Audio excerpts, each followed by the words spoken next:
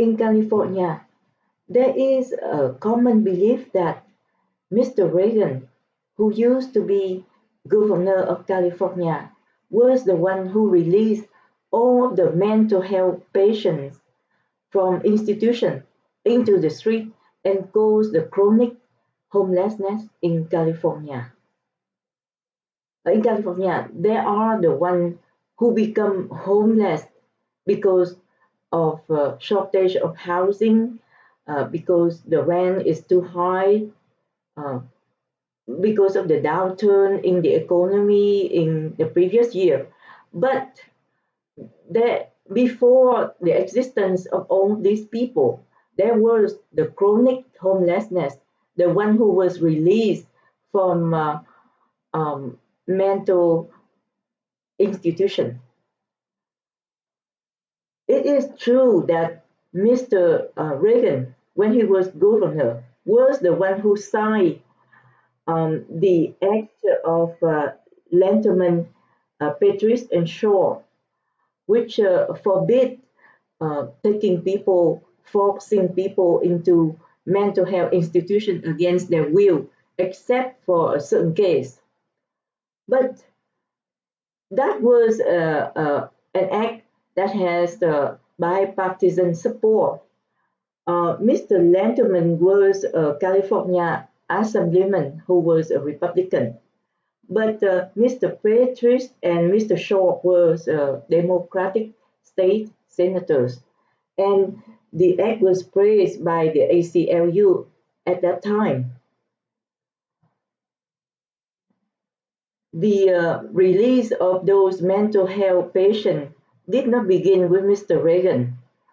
Before Mr. Reagan, Mr. Brown Sr. was governor. At the time he became governor in 1959, there were 37,500 mental health patients in institution, which was hospital.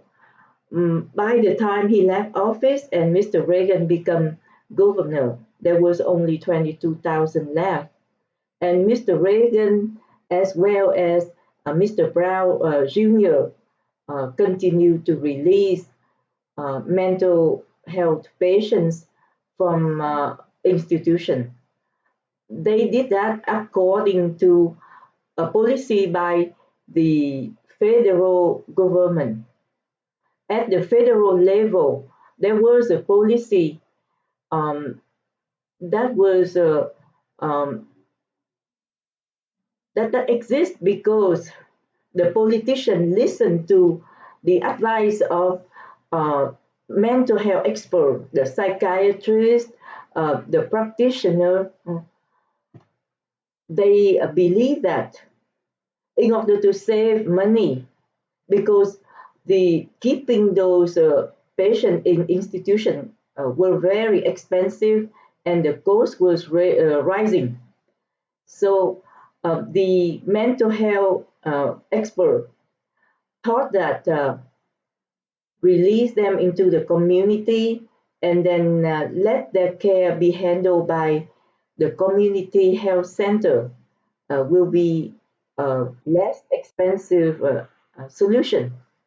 And the policymaker listened to that because those health experts have convinced the public uh, that these mental health patients can be released and treated with drugs, mainly tranquilizer.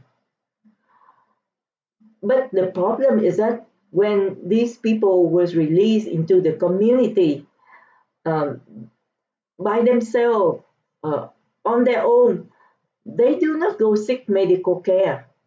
And there wasn't enough uh, health center in the community to serve them either. So that's why they end up on the street.